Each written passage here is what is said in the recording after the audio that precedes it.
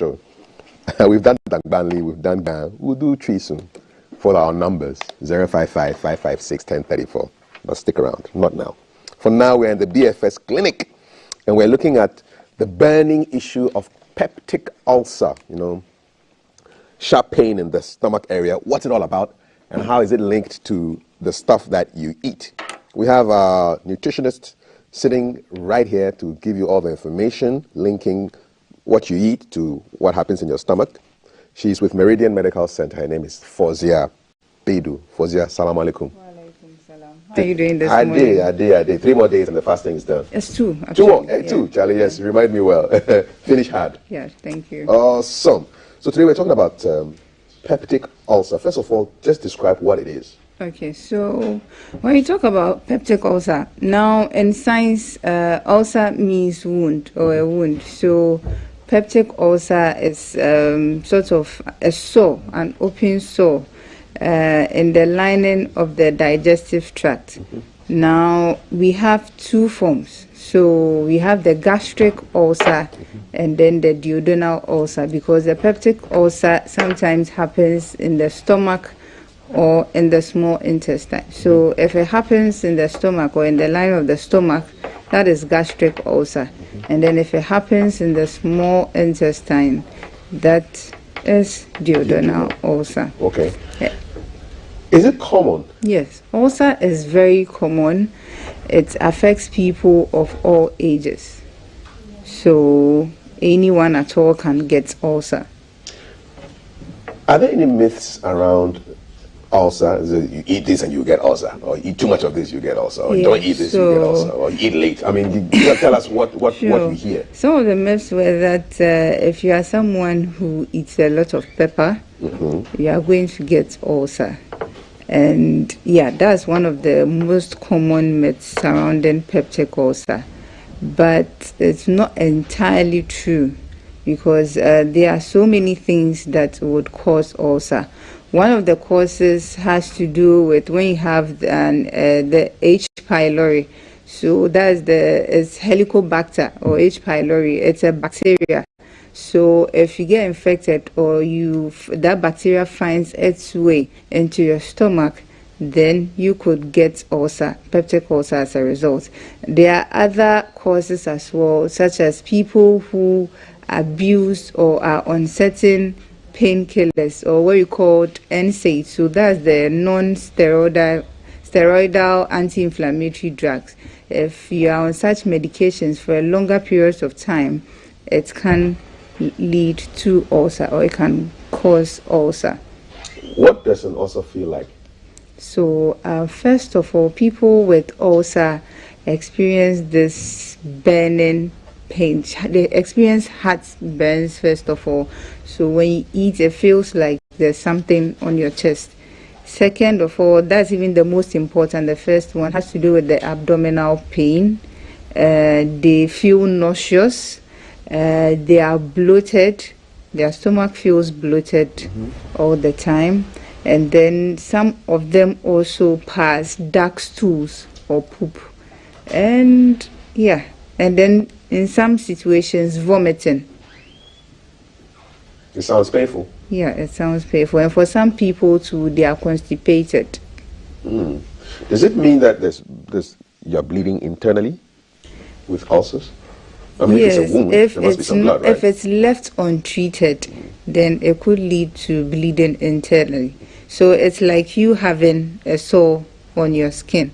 Okay, if it's left untreated, the sore would begin to spread.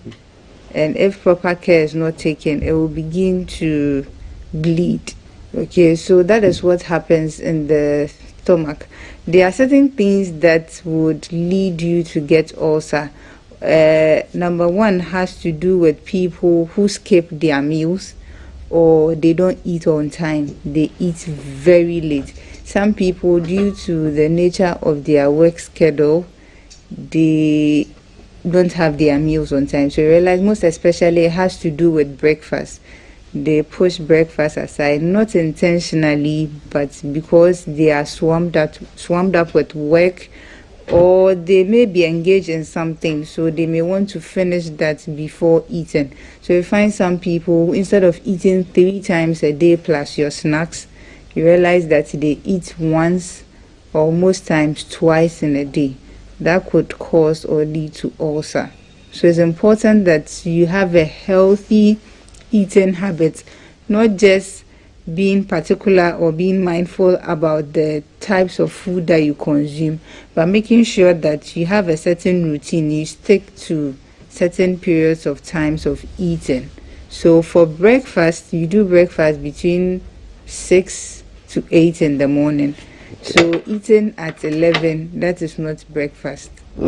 Or eating at 12, that is not breakfast. The first meal at 12 is not breakfast. It's not breakfast. Okay. So you have your breakfast between 6 to 8, and then your lunch between 12 to 1 p.m.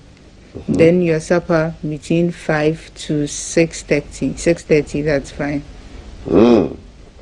6 to 8 for breakfast, 12 to 1 p.m. ideally for lunch, Yeah. and 5 to 6:30 Yeah. for supper. Yeah. I'm sure a lot of people are looking at you and say, Madam, it doesn't work like this for me. Is it possible for you to, I mean, if you cannot eat between 6 and 8, let's say, for example, you had your breakfast at 9, then can I have my lunch at, let's say, 3, and then my supper at 7? No, you don't do that. So the thing is that you need to allow at least 4-hour intervals between your meals. Yes. So if it happens that you don't get to eat breakfast on time, you do well to have your lunch within that period. That's fine. Now, people who are diagnosed with peptic ulcer, either it's gastric ulcer or duodenal ulcer, they are not going to eat 3 square meals in a day. So you can't stay hungry for that long period of time. So every between 2 to 3 hours, they would have to eat. Okay. Why is it important for you to have at least a 4-hour interval between meals? Why is it important? Okay, so digestion takes around 3 to 4 hours for whatever food you've eaten to get digested, broken down, for the body to absorb the nutrients. What happens with ulcer is that, so in our stomach, we have this thick protective layer called mucosa.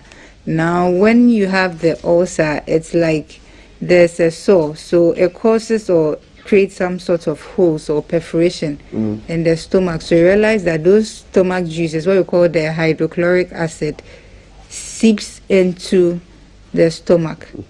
You understand? And the hydrochloric acid is what breaks down the food that we eat so into smaller portions so that the body can absorb the nutrients. But with people with peptic ulcer, they have these perforations in their stomach lining. So in the stomach, on the walls of the stomach lining.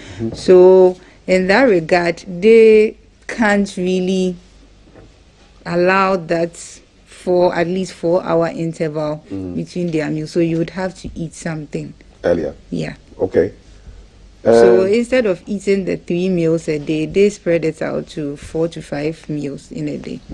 So you are not advised to eat all your foods, like all the bulk at a go. So you spread it out. All right. Yeah. What, in terms of foods, are there any kinds of foods that aggravate ulcers? Yeah, so there are certain foods that cause irritation. For example, eating very spicy foods, like all these foods we prepare with the artificial flavor boosters, they could aggravate or irritate the ulcer. So in like that manner, monosodium glutamate, monosodium, okay. yeah. So when you are cooking, it's better to go in for the natural spices like the garlic, the ginger, the thyme, the parsley, all those natural herbs and spices in cooking instead of using the artificial flavor boosters. Yes, and people having ulcers, peptic ulcer too, cannot go in for the fizzy drinks, or what you call the carbonated or drinks. sugar sweetened beverages. So they can't take that. but they are allowed to take fruits. But even with the fruits, there are exceptions to some of the fruits, especially the citrus fruits. So the oranges, the pineapple, the tangerines, the grapefruit, they can't take those ones. But the others, they can Banana take is them. okay. Banana is okay, you can take banana. Then also, they can take alcohol. So alcohol, I wouldn't even encourage consumption or drinking of alcohol. But people with ulcer have to stay away from alcohol completely. Why is that? Because it will cause alcohol in itself is too strong for the body. And also because they have ulcer, it causes some irritation because of the interaction of the alcohol once the person consumes the alcohol. So for such people, they are not supposed to take alcohol at all. It's best to go in for water when you think of alcohol. That's Rather all. take your water and then you're okay. Okay. Yeah. So the artificial flavors, the fizzy drinks, Yeah. the alcoholic beverages. Yeah. Anything else that is a And culprit? then they can so people with peptic ulcer too cannot take caffeinated beverages or things that contain caffeine, like the teas and then the coffees. Coffees. So they can't do that. But you can do decaf. You can do decaffeinated. You can do decaffeinated, Okay. but you can't do the ones that contain the caffeine. Because the like caffeine irritates the caffeine system. irritates the system. Okay. So apart from these, you are good to go. You are good to go. Plus regular meals. Meals, yeah. Okay. Some people just can't afford to eat 3 times a day. Money, pocket issues. Yeah. So You yeah, hear people saying 011 and 101. It's wrong. It's wrong. I know the economy is hard.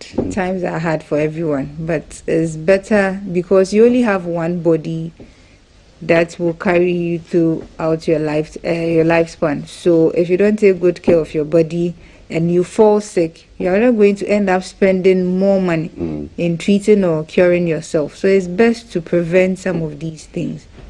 What's the link between fatty foods and peptic ulcers? Yeah, so when you take fats, it's like you're giving your body those fatty foods, for example, we know them. I don't want to mention brands, but certain noodles that we do eat, it takes a longer time for the body to break it down. I thought those noodles were carbohydrates. They are carbohydrates, but they also come with a lot of fat.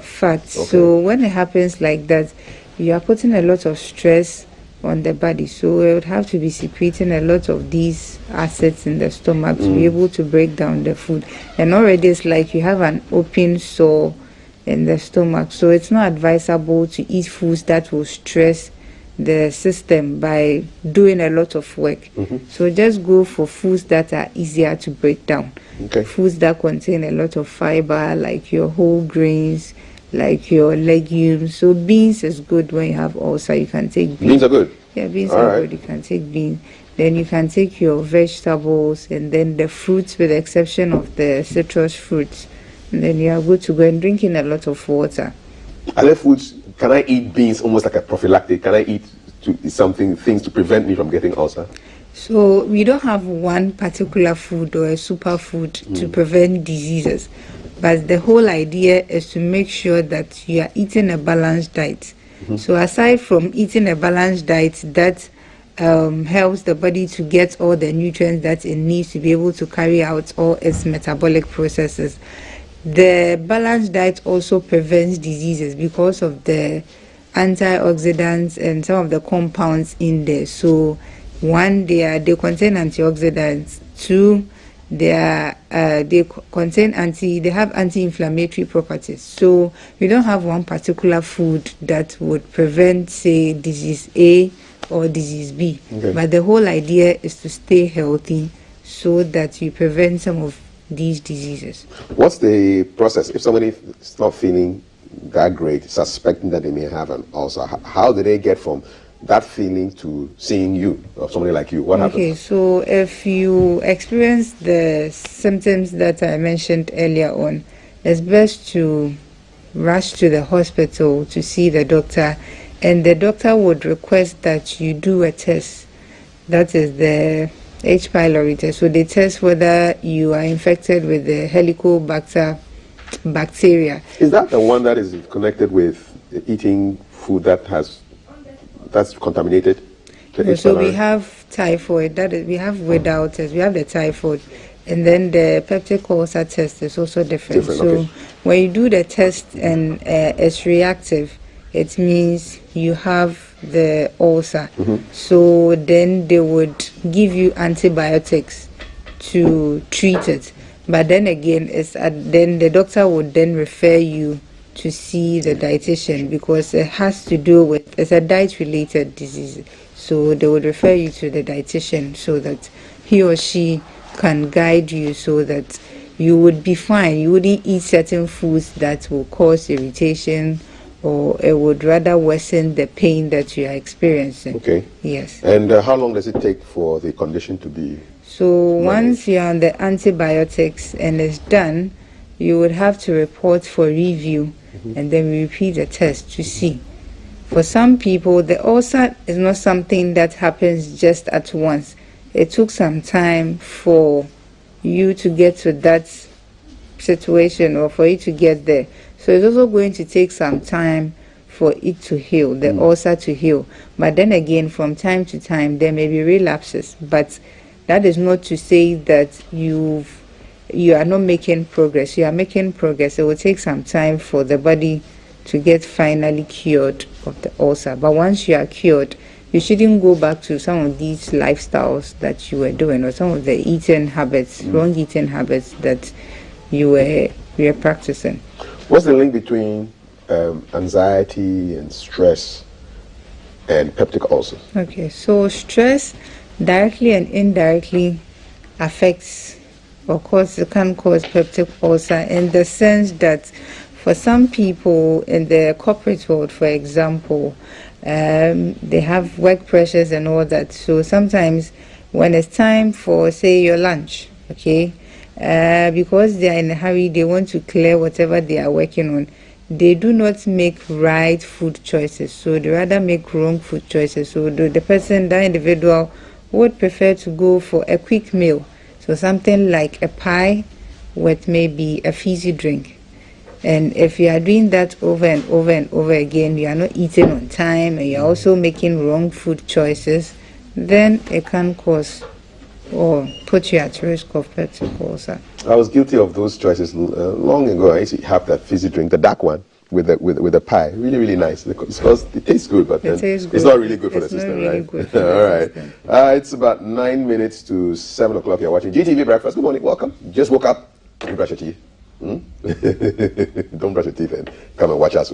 Not without brushing your teeth. You have to brush your teeth and come and watch. All right. We're looking at peptic ulcer, exploring the burning issues, linking it with what you eat and what happens in your stomach and how to deal with it. A couple of messages are coming up on the screen, so I'm going to pop over to the screen. Do you have your permission? Can I go? Sure. All right. Okay. So I'm going to check out the messages. I think it's only one. Is it? Okay. Well, Aaron. Well, how do you correct it? I think you've dealt with that. You've dealt with the factors. I mean, you asked the questions that we are supposed to ask. You put them on special diets. I mean, apart from all the things that you shouldn't eat. The person would be on a special diet, aside from the fact that maybe they are not dealing with just peptic ulcer, or maybe the person is diabetic, or the person has high cholesterol, or the person has issues with their kidney and they need to be put on special diets. Then, of course, they will be put on certain diets or special diets. But if it's just the peptic ulcer, there are certain things that you would ignore but still get to eat a balanced meal. I can imagine that you have to be a juggling act. Say, for example, the person has high cholesterol and has also issues, then you've got to be really careful about how to balance the food. So you have to plan the person's meal. Okay. All right. So we got a message here. It says cravings. How do you get rid of cravings? I don't know whether that's linked to ulcer. Have you ever had a question like that? Is the person pregnant? William cannot be pregnant, but maybe he's asking for his wife or for his wife or his girl or whoever, his mom or whatever. Yeah. So So let's restrict it to ulcer issues. So I'm sure he's coming back. He's coming back. And you said what are some of the complications that can arise from an untreated ulcer? Yeah, so if it's left untreated, like I mentioned earlier on, it could lead to the internal bleeding. Yeah, which Can be is fatal? yeah, it can be fatal. So it's important. But for most parts of the world, I think when you are experiencing that abdominal discomfort, you would definitely rush to the hospital. Yeah. And then you did say earlier that you can also get constipated. You feel constipated. Yeah, they feel Yeah. constipated. And so how would you then now deal with that? So if you are constipated, definitely there are other things that can lead to constipation. But for constipation, it has to do with not having enough fiber in your diet. So it means that you need to be proactive in eating certain things, especially with the fruit. Okay. So for example, the banana, the watermelon, foods that contain a lot of fiber, Okay. and try to drink in a lot of fluids, because you realize that most people do not drink enough water. For some people, true. I know someone who the entire day would just take one bottle, 500 ml bottle not of good. water, and that's inadequate because you need to be drinking at least 2 liters. 4 of this. So 4 of that. 4 of this a day at yes. least. But the optimal, if you are doing 3 liters, that is 6 of it. It's fine. It's okay. I think William has come back to. So I'm going to go back to the board and probably end right there. He's explaining his cravings. All right. So William says, I tend to eat more than I'm supposed to. Okay. So noodles and a drink there are his go-to most nights. So he's drinking noodles, he's eating noodles and some kind of to be a careful. drink. He needs to be careful. Huh? Yeah, he needs to. Over time, what are the Over risks? time. That, So aside from maybe putting the person at risk of peptic ulcer, it can also put him at risk of having high cholesterol and also diabetes, because late eating is not a good thing. If you are someone, for some people, due to their profession, like the security men, yeah. or people night in duty the people. health sector, like the nurses or the doctors who are on night shifts, because during that period they are very active, such a person can eat late at night. But if you are someone who is not in any of those categories, I mean, why would you want to eat late at night when you can eat early? All right. So William, please modify your diet. This from the dietitian, nutritionist.